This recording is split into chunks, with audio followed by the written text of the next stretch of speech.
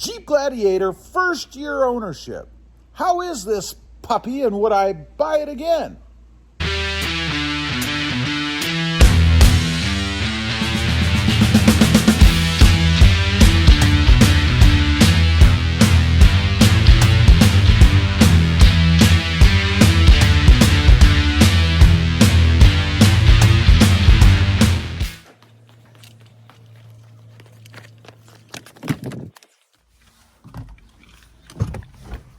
Well, good morning, everybody. How are you today? Pretty good here, and that's right. It's hard to believe. I have had my Jeep Gladiator for over a year now, just a bit over a year. I actually bought it last year on February 14th, so we're coming up on about a month over a year.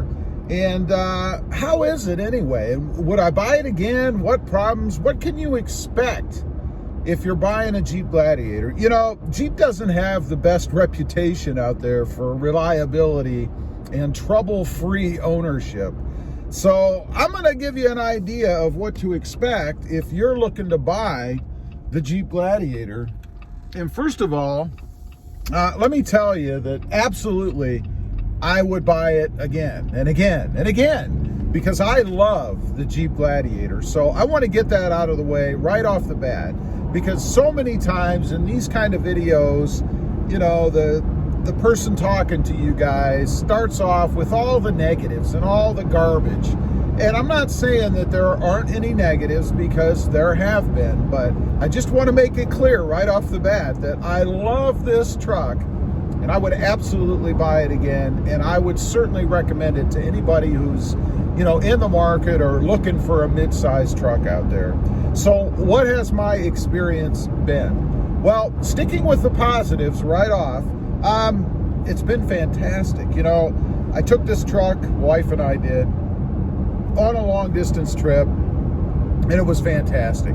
Absolutely no issues on that trip, which was great. It was comfortable, it was powerful. There is noise on the inside, but it's a Jeep. You know, I love the people that talk about the Jeep Gladiator and complain about it being too loud. Well, of course it's going to be loud, especially if you have the soft top. You know, it's a Jeep. Now, are there things that could be done? Well, sure, there's some sound deadening, some soundproofing that can be done. Randall and I did it with his Jeep Mojave. You know, put the hothead headliners on, and it made a drastic difference. But it still is a Jeep, and you're going to get wind noise and things like that. As I mentioned, the power is fantastic. I think it's probably, at least the way it feels, the most powerful mid-size truck that you can get of standard version. You know, it always goes when you want it to go. It's very responsive and will never leave you wanting for more. There isn't really anything else you need to do with the Jeep Gladiator as far as getting more power out of it. Of course, there are things you can do, but it's just not necessary. The look of it, it's unique. What can you say? How many other trucks are there out there that look like a Jeep Gladiator? I'll tell you how many. None. Zero. It has a unique flavor to it, and I think that's good and bad. You know, it sets it aside from everything else, which I think is good, but it sets it aside from everything else, which some people don't really dig, you know? They're not looking for that uniqueness. They want the cookie cutter truck, you know, a bed, a square, these days, a little bit rounded front end, giant, huge chrome grille, because, you know, we Americans love chrome. I don't. But anyway, I think that might kind of turn some people off due to its uniqueness, but not me. I think it's awesome. And I gotta say, when I first saw the Gladiator, I wasn't a fan until I saw one in person and I actually drove one. So I think if you're in the market and you're looking for one, do yourself a favor, take one for a ride, compare it to what else is out there, and remember that you're going to be living with it daily if it is your daily driver. So just give it a shot, see what it feels like. Now, I mentioned before the negatives. We have to talk about the negatives because unfortunately there have been a few. Now, it is a first year. For me, it was a first year model. And everybody always tells you never buy a first year model because in essence, you're going to be the guinea pig. And it's certainly true with the Gladiator. My experience with it, and I have a lot of videos on the channel about these things, so I'm not going to go into great depth or anything. But I have had a check engine light. I have had auto stop start or auto stop failure. Both of those are common, at least in the first year versions, the 2020s. I have had tons of comments on the channel and seen comments all over the forums about other people experiencing the same thing. So it's not just me. Another issue I had only happened one time, and that was a black screen on the radio. Turned the truck on and the screen didn't light up, didn't do anything. Had to turn it off, turned it back on, and the screen was fine.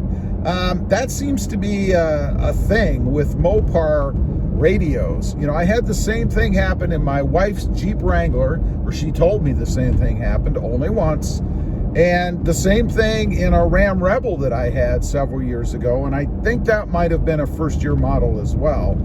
The black screen, although in that truck it was actually the screen and the gauge cluster, because all of it was digital or LED or whatever. One time, and then it went away and never came back. So I don't know if there's some kind of weird learning curve with the truck itself. I don't know. It's very odd. Other than that, there have been some other reported issues with the Jeep Gladiator. There was some kind of an oil issue with the drive shaft. There was actually a stop sale order issued to take care of that. To the best of my knowledge, that was taken care of. Of course, there was a steering issue where the truck would kind of go all over the road. They replaced the, I believe it was a steering gear, if I recall. But anyway, there's videos, as I mentioned, on the channel about all of these things. That is being taken care of as well. I believe that is still underway. And that goes back a little ways. It even affected my wife's Jeep JL. So not just inherent to the Gladiator, unfortunately. And they do share a lot of parts. Everything from about the back seats up is pretty much the same. The grill's a little bit different. The Gladiator does have bigger slats, if you will, in the grill for more cooling. But otherwise, the interior looks just about identical to the Jeep JL, the Jeep Wrangler, which again is what my wife has. Now, let's fast forward to today. I had all those things taken care of in the form of a software upgrade. I didn't have the steering problem, and I have not had any issues since I had the software upgrade.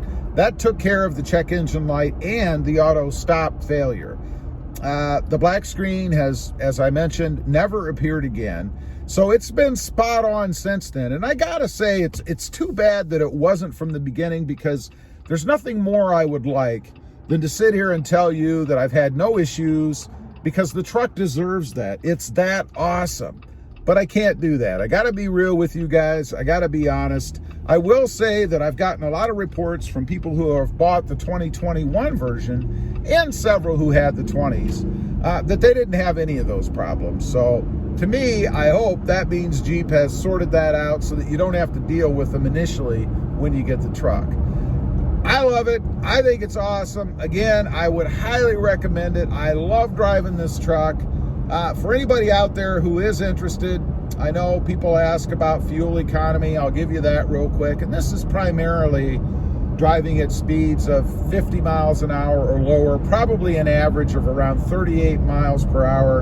I'm getting 15.4 miles per gallon. I was in the low 20s when I took it on a trip, all freeway driving, even traveling 90, 95 mile an hour here and there, to be honest. Still got low 20s on a long distance trip. So it's not the greatest around town, but I'd say it's probably pretty average on a long distance trip.